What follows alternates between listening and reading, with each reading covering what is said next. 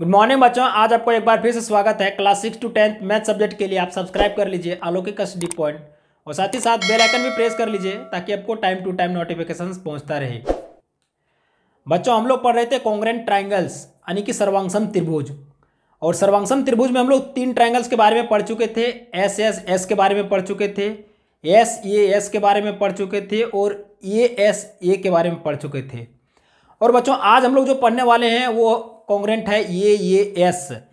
ये पार्ट 4 है और नंबर 4 भी है ये एस का, है ना बच्चों। इसे बनाने से पहले हम लोग समझ लेते हैं कि ये एस क्या है ना। तो आइए हम लोग समझते हैं। सबसे पहले देखिए, अगर 2 ट्राइंगल्स है तो दोनों ट्राइंगल्स में 2 कोण और उसके एक साइड अगर आपस में मिल रहा है तो वो ये एस से कॉन्ग्रेंट होगा। बच्चों, अब इसका मतलब ये नहीं कि 2 ट्राइंगल्स में कोई भी 2 कोण को हम लोग ले लेंगे और कोई भी एक साइड को ले लेंगे और यही चीज़ दूसरे ट्राइंगल में भी होगा तो आपस में कॉन्ग्रेंट हो जाएगा। ऐसा नहीं है ना। इसीलिए तो हम लोग इसको इतना डिटेल से पढ़ना पड़ता है। तो आइए हम लोग देखते हैं फिगर के द्वारा कि इसको कैसे हम लोग समझ सकते हैं क्लियर करके। बच्चों, मैं फिगर ड्रॉ कर दिया हूं। अभी ये समझ में नहीं आएगा कि ये एस से कैसे कॉन्ग्रेंट हो सकता है ना। लेकिन आइए हम लोग इसमें कुछ वर्क करते हैं, देखते हैं कि वर्क करने के बाद में क्या समझ में आता है। तो आप सबसे पहले यहाँ पर ध्यान दीजिए कि हम बोले हैं ये एस मीन्स इसका मतलब होता है एंगल, है ना। ये एंगल और साइड, ये इसका मीनिंग होता है एंगल साइड। अब देखिए 2 एंगल आपस में है, यानी कि फर्स्ट ट्रायंगल में भी 2 एंगल होना चाहिए, सेकंड ट्रायंगल में भी 2 एंगल होना चाहिए। फर्स्ट ट्रायंगल में भी एक साइड होना चाहिए, सेकंड ट्रायंगल में भी एक साइड होना चाहिए। तो हम लोग सबसे पहले इसको ड्रॉ करने की कोशिश करते हैं। 2 एंगल का बात किए, जैसे हम लोग यहाँ पर अगर इसको ले लेते हैं हम लोग 80 डिग्री, है ना। तो दूसरे में भी एक 80 डिग्री लेते हैं। यहाँ पर ले लिए हम लोग इसको 80 डिग्री। अब देखिए दोनों में 80 डिग्री का एक एक एंगल हो गया। अब दूसरा एंगल कोई लीजिए, दूसरा एंगल सपोज हम लोग इसको 40 डिग्री ले लिए, है ना। ये 40 डिग्री हो गया। अब ये भी 40 डिग्री ले लिए।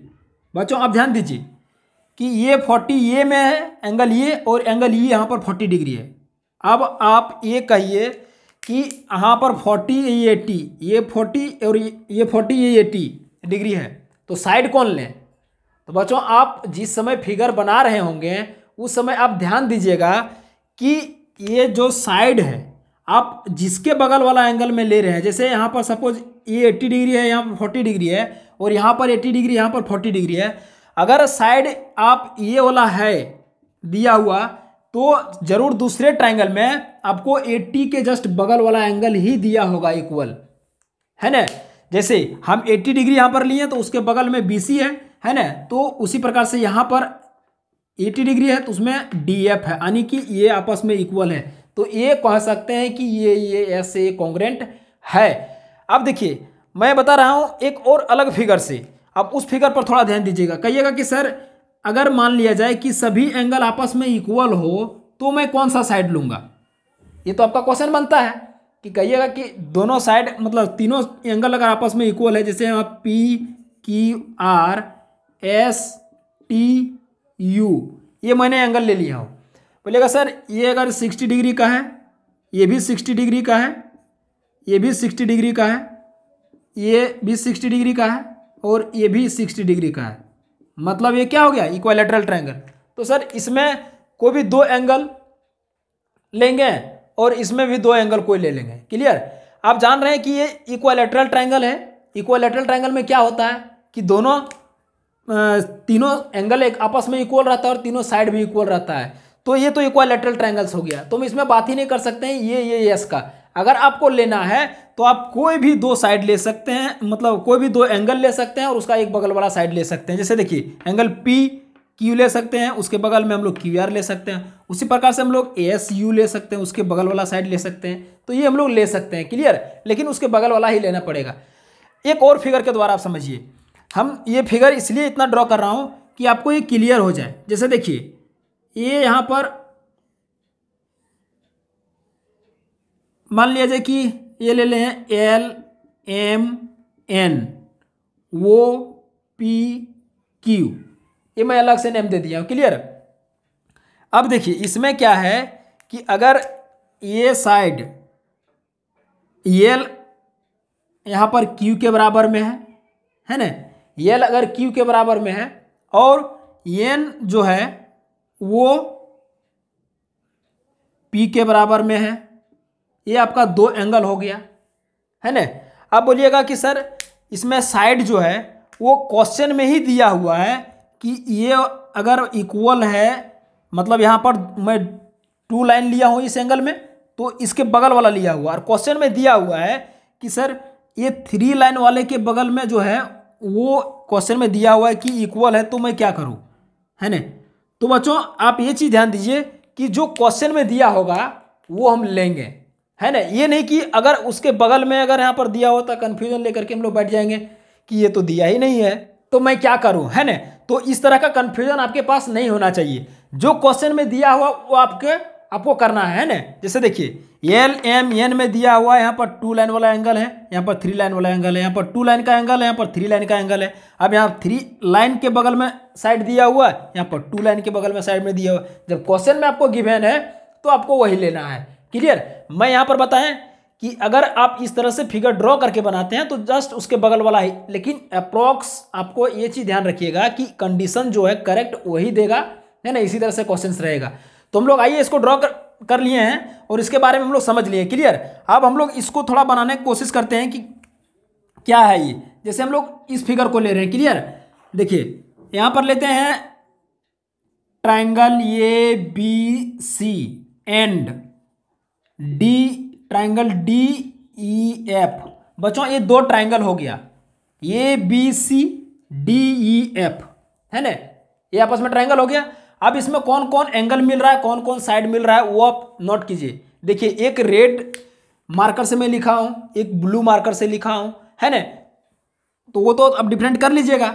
जो रेड से लिखा हूँ वो हम रेड से ही लिखता हूँ ताकि आपको क्लियर हो जाए। जैसे देखिए ये हो गया, यानी कि ये इक्वल टू जो है वो क्या है, एंगल ई। यहाँ पर लिखेंगे एंगल ई हो गया। ये क्या दिया हुआ है, ये गिवन है ना। अब देखिए इसमें से क्या है, बी, यानी कि ये बी सी में से है एंगल बी, तो यहाँ पर बी इक्वल टू क्या दिया हुआ है, एंगल एफ। किसमें, डी ई एफ में। यहाँ पर लिखेंगे एंगल एफ, ये भी क्या है, गिवन है। अब हम बात कर रहे हैं एंगल साइड का, तो 2 एंगल तो हो गया।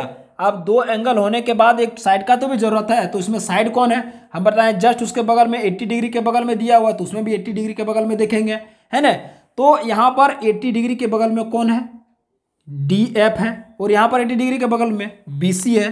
तो यहाँ पर हम लोग इसको लिख सकते हैं B C equal to D F, है ना। B C equal to D F, ये भी गिवन है। तो ये हो गया आपस में तीनों। अब देखिए इसको होने के बाद हम लोग क्या करेंगे, लिखेंगे इसलिए triangle A B C congruent. बच्चों मैं कॉन्ग्रेंट का साइन आपको ऊपर में बता दे रहा हूं। जैसे देखिए 2 यानी कि इक्वल लाइन हो गया ये, उसमें एक आप कर्व लाइन ले लीजिएगा, तो ये हो गया आपका कॉन्ग्रेंट का साइन। अब देखिए यहां पर हमको क्या लिखना है, A B C congruent triangles D E F, ये हो गया आपका कॉन्ग्रेंट। अब क्यों हुआ है ये भी तो आपको रीजन लिखना पड़ेगा। तो कंडीशन जिसके बारे में हम लोग पढ़ रहे हैं तो उसी से होगा, यानी कि ये एस एंगल साइड क्राइटेरिया से यहाँ पर लिखेंगे क्राइटेरिया। क्लियर।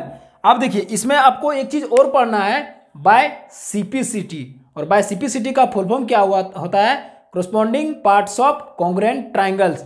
बच्चों ये आप जरूर याद रखिएगा, भूलिएगा नहीं। उसका हिंदी में होता है सर्वांशम त्रिभुजों के संगत भाग आपस में बराबर होता है। तो आइए हम लोग देख लेते हैं कि इसमें सीपीसीटी से कौन सा इक्वल हो रहा है। तो देखिए सीपीसीटी से हम लोग इसका बात कर रहे हैं। अब एंगल ए इक्वल हो गया, एंगल बी इक्वल हो गया, यानी कि एंगल ई के बराबर में इधर बी के बराबर में एफ हो गया और ए के बराबर में ई हो गया। तो कौन सा एंगल बच गया, अब देखिए इसमें एंगल जो बचा है वो बचा है कौन, एंगल सी।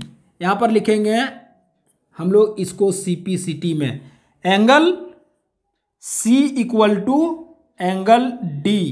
क्यों लिखेंगे, बाय सीपीसीटी, ये हो गया।